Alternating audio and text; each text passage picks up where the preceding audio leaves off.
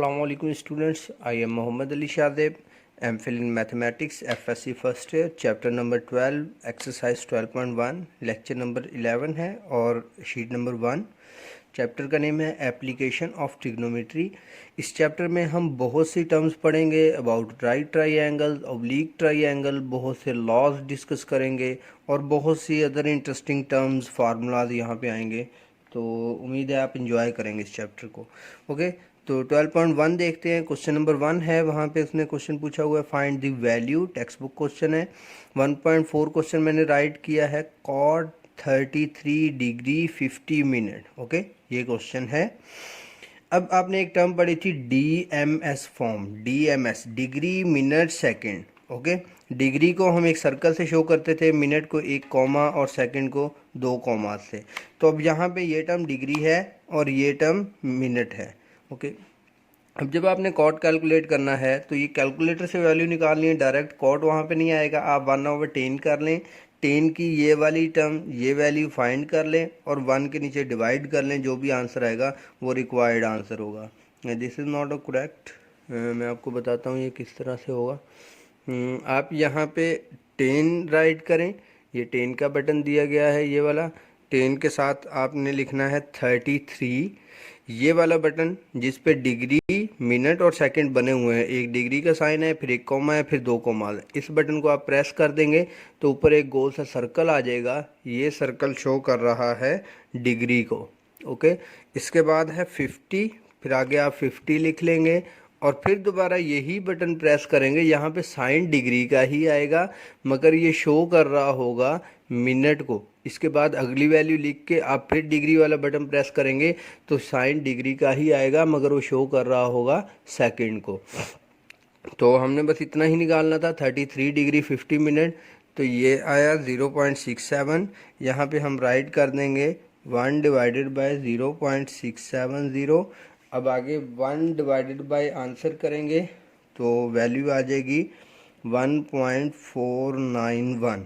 यही हमारा आंसर होगा। Means cot 33 degree 50 minute equal होता है इसके।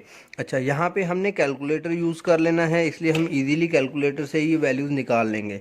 वैसे अगर अदरवाइज देखा जाए तो एक टेबल होता है, natural table of trigonometric function of sine, cos, tan, cot, secant, cosecant. Means हर फंक्शन का एक अलग टेबल है, वो आपको नेट से इजीली अवेलेबल हो सकता है। जैसा लोगैरिथम का टेबल है, वो टेबल आप नेट से देख सकते हैं। उस टेबल में क्या होता है, हम 33 मिनट देखते हैं, 33 डिग्री देखते हैं, उसके बाद देखते हैं 50 मिनट्स, 33 यहाँ से 50 यहाँ से, और उन वैल्यूज़ को मैच करते हैं। जहाँ पे वो वैल्यू आती है वो वैल्यू राइट करते हैं, और जो आगे सेकंड होते हैं उतना डिफरेंस, जिस तरह लॉग में आगे डिफरेंस होता है तो वो उतना डिफरेंस आगे से पिक करके उसमें ऐड करते हैं, तो ये आंसर बन जाता है। मगर हमने वो नहीं करना, ये टर्म सिर्फ आपको कैलकुलेटर से निकालनी आनी चाहिए बस, क्योंकि आगे हम कैलकुलेटर वाली टर्म यूज़ करेंगे। तो इसलिए जहाँ पे भी इस तरह की टर्म आएगी तो आपने कैलकुलेटर से कैसे फाइंड करनी हो, मैंने आपको कैलकुलेटर से करके दिखा दी है। क्वेश्चन नंबर 2 पे चलते हैं। Find the value of theta. Theta की वैल्यू फाइंड करनी है। क्वेश्चन दिया हुआ है कॉस थीटा इक्वल टू 0.5257। तो very simply theta equal to cos inverse कर लेंगे 0.5257, और आप कैलकुलेटर में शिफ्ट दबा के कॉस प्रेस करेंगे, कॉस इनवर्स आ जाएगा। आगे ये वाली वैल्यू राइट कर देंगे तो थीटा आ जाएगा 58 डिग्री 17 मिनट्स। ओके, तो मैं आपको यहाँ से बता भी देता हूँ, ये आप शिफ्ट प्रेस करेंगे, उसके बाद ये कॉस प्रेस करेंगे, यहाँ कॉस इनवर्स लिखा आएगा 0.5257। ये आपने राइट कर लिया, इसका आंसर आ गया 58.28। इसके आगे ये डिग्री वाला बटन आप अगेन प्रेस करेंगे तो ये ऑटोमेटिकली आपको बना देगा 58 डिग्री 17 मिनट 4.64 सेकंड। तो या तो इसे यहाँ पे राउंड ऑफ कर लें, 18 मिनट बना लें, या फिर वही सेकंड वाली ये जो टर्म आई है वो भी आप राइट डाउन कर सकते हैं। ओके, क्योंकि यहाँ पे कुछ एरर होता है, हमेशा हम 4 तक वैल्यूज लेते हैं, आगे भी वैल्यूज होती हैं, तो उस एरर को आप राउंड ऑफ कर सकते हैं, इसमें कोई इशू नहीं। मीन सेकंड को मिनट तक राउंड ऑफ आप कर सकते हैं। ओके, नेक्स्ट देखते हैं। नेक्स्ट हम 12.2 की तरफ चलते हैं। 12.2 में सबसे पहले आप लोगों को ये चीज़ बताना ज़रूरी है, रिमाइंड करवा रहा हूँ सिर्फ, ये सारी टर्म आपको पहले से पता होंगी। ये एक ट्राइंगल होता है, यहाँ 90 का एंगल होता है इसलिए राइट ट्राइंगल हो जाता है। ये ए बी सी कॉर्नर को नेम देते हैं, बी के सामने वाली साइड बी होती है, ए के सामने ए और सी के सामने सी। ए वाला एंगल अल्फ़ा होता है, बी वाला एंगल बीटा होता है जिन्हें एक्यूट एंगल भी कहते हैं, और ये वाला एंगल गैमा होता है। ठीक है, अब वो हमसे एक ही क्वेश्चन किया करेगा बार बार, solve the triangle, solve the triangle. क्या मतलब होगा सॉल्व द ट्राइंगल का, कि एक ट्राइंगल को सॉल्व करने का मतलब है कि उसमें से अल्फ़ा बीटा गैमा ये तीन एंगल्स फाइंड करें, और ए बी सी ये तीन साइड मीन एक ट्राइंगल में छह चीज़ें होती है, तीन एंगल्स, अंदर वाले एज और बाहर वाली तीन साइड्स, तो ये ट्राइंगल कंप्लीट कर देती है। तो सॉल्व द ट्राइंगल का मतलब होगा कि ये छः की छः चीज़ें जो हैं ये 6 टर्म्स हमें कंप्लीट करके दें। ओके इसके साथ ही एक छोटा सा रिमाइंड करवा देता हूँ कि साइन अल्फ़ा होता है, साइन अल्फ़ा परपेंडिकुलर और हाइपोटेन्यूस। अब परपेंडिकुलर कौन सी टर्म है, ये वाली टर्म परपेंडिकुलर है, ये वाली टर्म बेस है, ये वाली टर्म हाइपोटेन्यूस है। इसी तरह कॉज होता है, cos alpha base over hypotenuse, tan alpha perpendicular over base. Okay ये तीन टर्म्स भी आप लोग याद रख लेंगे। किस तरह, साइन होता है परपेंडिकुलर ओवर बेस मीन्स ए ओवर सी, कॉज बी ओवर सी होगा, बी ओवर सी, और टेन ए ओवर बी। ठीक है, परपेंडिकुलर ओवर बेस, तो इस तरह मीन्स एक इस तरह जाता है साइन, कॉज इस तरह जाता है दोनों हाइपोटेन्यूस की तरफ, और टेन जो है वो ए ओवर बी इस तरह परपेंडिकुलर से बेस की तरफ आता है। तो इसके मतलब बहुत से क्लू हैं, आपने बस ये टर्म्स याद रखनी है कि किस तरह ये होती हैं। अच्छा, अब बेस की सिलेक्शन कैसे होगी, आपने जिस एंगल को लेना है 90 और उस एंगल के साथ जो साइड होगी वो बेस कहलाएगी। अब देखिए मैंने यहाँ अल्फ़ा लिखा है, अगर मैं यहाँ बीटा लिखता तो ये बेस होती, ये परपेंडिकुलर होती। ओके फिर सारे फार्मूलाज उस हिसाब से बनते। तो अब मैं अल्फ़ा को एंगल कंसीडर कर रहा हूँ यहाँ पे, तो ये बेस है, ये परपेंडिकुलर है, ये हाइपोटेन्यूस, ये आपने ध्यान रखना है। बेस आपको मिल जाए तो उसके सामने वाली सीधी साइड परपेंडिकुलर हो जाती है, और ये तिरछी साइड जो है वो हाइपोटेन्यूस हो जाती है। मगर ये सिर्फ तब है जब हमारे पास राइट ट्राइंगल होगा, ये ध्यान में रखना, जब हमारे पास राइट ट्राइंगल होगा। राइट ट्राइंगल का हमें कैसे पता चलता है कि हमारे एंगल में कम से कम एक एंगल 90 का होना चाहिए। ओके आगे चलते हैं, 12.2 एक्सरसाइज का क्वेश्चन देखते हैं। क्वेश्चन नंबर 3 कर रहे हैं, solve the triangle, solve the triangle ABC, और गिवन है कि गैमा क्या है 90 डिग्री, अल्फ़ा 62 डिग्री 40 मिनट। ये क्वेश्चन की स्टेटमेंट में गिवन है, और क्वेश्चन नंबर जो इसका 3 है उसमें अल्फ़ा ये दिया हुआ है, बी दिया हुआ है 796। ओके देखते हैं अब हम क्या करेंगे, एक ट्राइंगल बनाते हैं। ये एक राइट ट्रायंगल हमने बना लिया क्योंकि गैमा 90 डिग्री दिया हुआ है। यहाँ पे सारी टर्म लिखते हैं कि ए बी सी क्या है, ये ए हो गया, ये बी हो गया, ये सी हो गया, बी ए सी अल्फ़ा गैमा। ओके ये सारी टर्म हमें यहाँ पे बी गिवन है 796, अल्फ़ा भी गिवन है, गैमा भी गिवन है, हमने ए सी और बी निकालना है। तो देखते हैं, सबसे पहले मैं लगाता हूँ कॉज अल्फ़ा का फार्मूला, वो होगा बी ओवर सी बेस ओवर हाइपोटेनियस, सी फाइंड करना है, सी यहाँ चला जाएगा, कॉज इधर आके डिवाइड हो जाएगा। ओके तो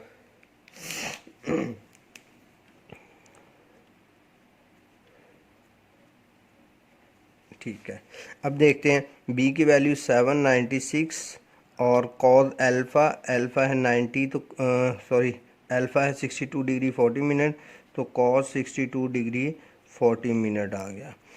796 कॉज की वैल्यू निकालेंगे, ये आपको कैलकुलेटर से मैंने यूज़ करना निकालनी सिखा दी कैलकुलेटर यूज़ करते हुए। 759 ये आ जाएगी, तो सी की वैल्यू आएगी 1733.58। इस तरह से आप कॉस की वैल्यू फाइंड कर लेंगे और सी की वैल्यू फाइंड कर लेंगे। नेक्स्ट देखते हैं।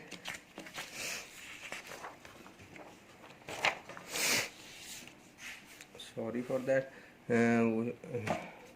अब सी की वैल्यू के बाद हमने साइन अल्फ़ा को यूज़ कर लेना है, वो होगा A over C perpendicular over base. तो हमें यहाँ से सी की वैल्यू है ए की फाइंड करनी, तो सी या मल्टीप्लाई हो जाएगा C sine alpha equal to A. C की वैल्यू 1733.58 अभी हमने फाइंड की है। साइन अल्फ़ा की value 62 degree 40 minute equal to A 1733.58। Sine की वैल्यू 0.8883 इक्वल टू ए, तो ए का आंसर आ गया 1540। ओके, इसी तरह अब हमने ए सी दोनों टर्म्स फाइंड कर लिए हैं। बीटा फाइंड करना है, alpha plus beta plus gamma equal to 180 होता है। तो यहाँ से अल्फ़ा और गैमा उधर चला जाएगा, 180 minus alpha minus gamma, beta equal to 180 minus 90 degree minus 62 degree 40 minute, तो बीटा आ गया 27 degree 20 minute. It's very simple, आपने वैल्यूज़ पुट करनी है और कैलकुलेटर को अच्छे से यूज़ करना है। कैलकुलेटर को यूज़ करते हुए सारी वैल्यूज़ आप बड़ी क्लियरली फाइंड कर सकते हैं। तो हमारा सॉल्व हो गया क्वेश्चन, क्योंकि हमने 6 की 6 टर्म, 3 टर्म हमेशा वो दिया करेगा, नेक्स्ट 3 टर्म जो हैं वो हमने फाइंड आउट किया कर। ओके, नेक्स्ट देखते हैं। इसके बाद हम 12.3 पे जा रहे हैं। 12.3 में थोड़ी सी टर्म जो है वो बताने वाली है, angles of elevation and depression. Okay, ये दो एंगल्स क्या होते हैं मैं अभी बता देता हूँ। ये वो सेंट्रल लाइन है जहाँ से हमने एंगल स्टार्ट लेना है। ओके, ये ध्यान में रहे, ये इनिशियल लाइन है जहाँ से एंगल स्टार्ट करना है, ज़ीरो वाला पॉइंट। इससे ऊपर की तरफ जो एंगल बनता है वो होगा एंगल ऑफ एलिवेशन, और इससे नीचे की तरफ जो एंगल बनेगा वो कहलाएगा angle of depression. Okay, angle of elevation, angle of depression, ये चीज़ आपने याद रखनी है, ये वर्ड यहाँ पे यूज़ होगा फर्दर। ओके, क्वेश्चन नंबर 1 देखते हैं। ये स्टेटमेंट वाले क्वेश्चन हैं, तो हम जो शॉर्ट स्टेटमेंट्स या जो इम्पोर्टेंट इनिशियली क्वेश्चन हैं वो हम कर लेंगे। तो जो एक्स्ट्रा क्वेश्चन हैं या बहुत लेंथी क्वेश्चन हैं, क्योंकि वो इम्पोर्टेंट नहीं हैं और वो मोस्टली नहीं आते शॉर्ट में या आम तौर पे, तो इस वजह से हम उन्हें थोड़ा सा अवॉइड कर देंगे। यहाँ पे जितने पॉसिबल होंगे वो मैं आपको यहाँ पे बता देता हूँ। Okay, a vertical pole is 8 metre high and the length of its shadow is 6 metre. एक वर्टिकल पोल है, ये मैंने पहले से ही थोड़ी सी टर्म राइट कर ली है टाइम सिक्योर करने के लिए। एक वर्टिकल पोल है, ये रहा एक वर्टिकल पोल जो 8 मीटर हाइट है जिसकी। ओके, इसके बाद देखते हैं वो क्या कह रहा है, उसका शैडो कितना है, 6 मीटर। 6 मीटर उसका शैडो इस साइड पे, ज़ाहिर बात शैडो ज़मीन पे बनेगा, तो ये शैडो मैंने बना दिया 6 metre. What is the angle of elevation, elevation का मतलब ऊपर की तरफ एंगल बनेगा, तो यहाँ से ऊपर की तरफ ये रहा एंगल ऑफ एलिवेशन। ये देखिए यहाँ आप देख सकते हैं एंगल ऑफ एलिवेशन, तो ये एंगल ऑफ एलिवेशन रहा। एंगल हमने बताना है of the sun at the movement. Okay, इस मूवमेंट पे जहाँ पे 8 मीटर पोल का 6 मीटर शैडो बन जाता है, यहाँ पे इस तरह जब हम बनाएंगे तो एंगल ऑफ एलिवेशन क्या है ये वो पूछ रहा है, सिंपल। तो हमने सिर्फ एंगल ऑफ एलिवेशन बताना है, तो हम यहाँ पे ऐसी टर्म यूज़ करेंगे जिसमें ए और बी दोनों यूज़ हों। तो वो है टेन अल्फ़ा, वो होता है A over B. A over B mean perpendicular over base, तो alpha equal to tan inverse, ये टेन उधर जाके इन्वर्स हो जाएगा। ए की वैल्यू 8 है, बी की वैल्यू 6 है, तो ये मीटर तो वैसे ही कैंसिल आउट हो जाएंगे, इन्हें कैंसिल आउट करते हैं तो ये बनेगा टेन इनवर्स 4/3, और इसका टेन इनवर्स आप कैलकुलेटर पे टेन इनवर्स और ब्रैकेट में 4/3 लिखेंगे तो ऑटोमेटिकली इसको सॉल्व कर देगा। फिर डिग्री वाला बटन प्रेस करेंगे तो 53 डिग्री 8 मिनट आ जाएगा। यही हमारा आंसर है, यही अल्फा उसने पूछा हुआ था। ओके, नेक्स्ट क्वेश्चन देखते हैं। नेक्स्ट क्वेश्चन में वो कहता है a man DM decimetre. Okay, तो ये डी कौन सी वैल्यू है, जो आप डेसी पढ़ते हैं 10⁻⁻1 वो वाली। ओके, फिजिक्स में आपने पढ़ी होगी। 18 DM tall. Observe that the angle of elevation of the top of a tree of a distance of 12 meter from him is 32 degree. क्या कह रहे हैं कि एक सबसे पहले मैं यहाँ पे मैन की हाइट को कंफर्म कर दूँ। मैन की हाइट है, man height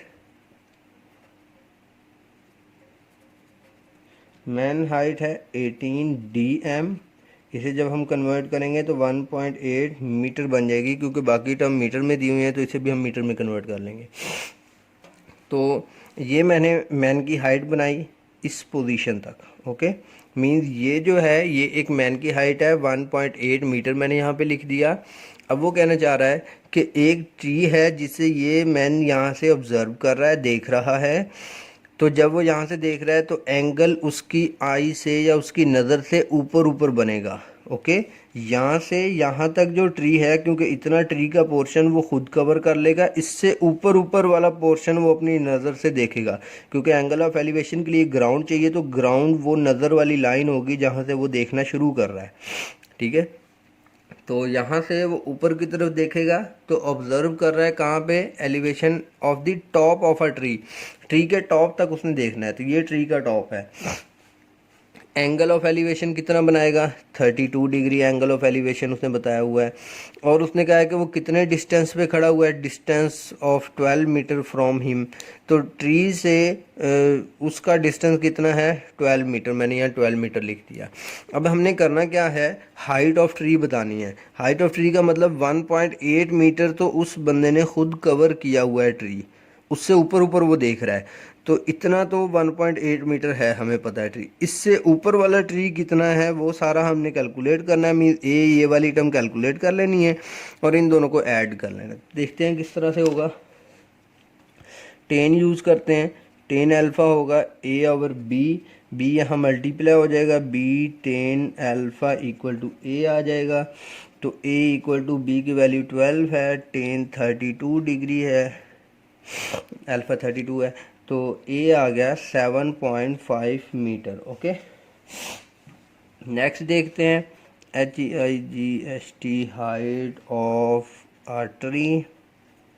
height of a tree क्या होगी, हाइट ऑफ अ ट्री कैसे पता चलेगी कि 7.5 मीटर ये वो हाइट है जो इस मैन से ऊपर ऊपर ट्री की है, प्लस और ये वो हाइट है जो मैन की खुद की है।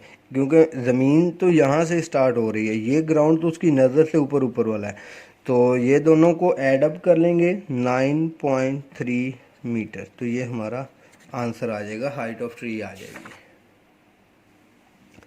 ओके, नेक्स्ट देखते हैं, क्वेश्चन नंबर 3 है। At the top of a cliff 80 metre height the angle of depression of a boat is 12।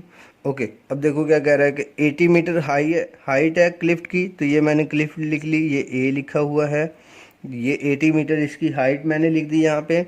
Angle of depression mean angle of depression यहाँ से बनेगा, ये एंगल बना के ये जो नीचे की तरफ एंगल बन रहा है ये कहलाएगा एंगल ऑफ डिप्रेशन। ओके, तो ये कितना है, 12 डिग्री उसने दिया हुआ है।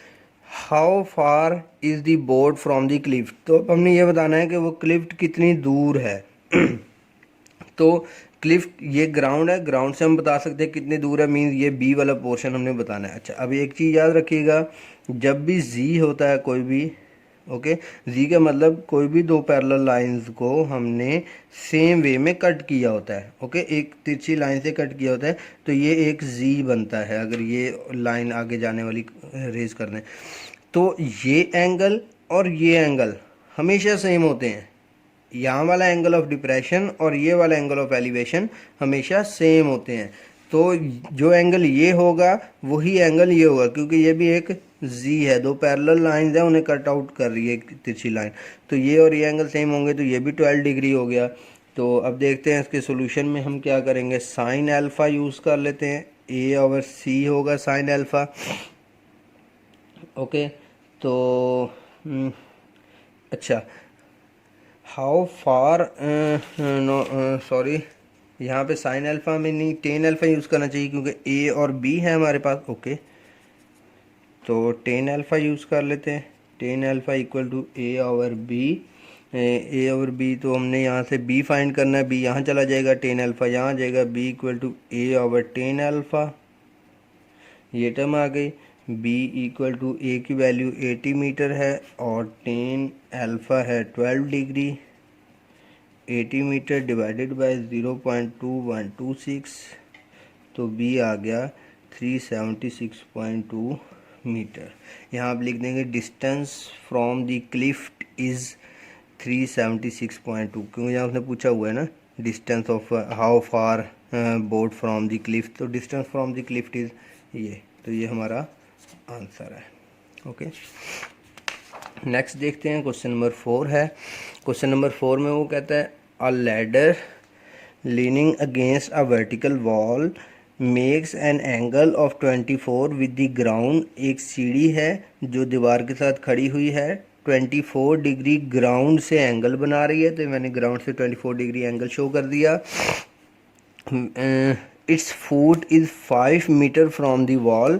इसके फुट मतलब यहाँ से यहाँ तक का जो डिस्टेंस है वो क्या है, 5 मीटर है दीवार से यहाँ तक का डिस्टेंस।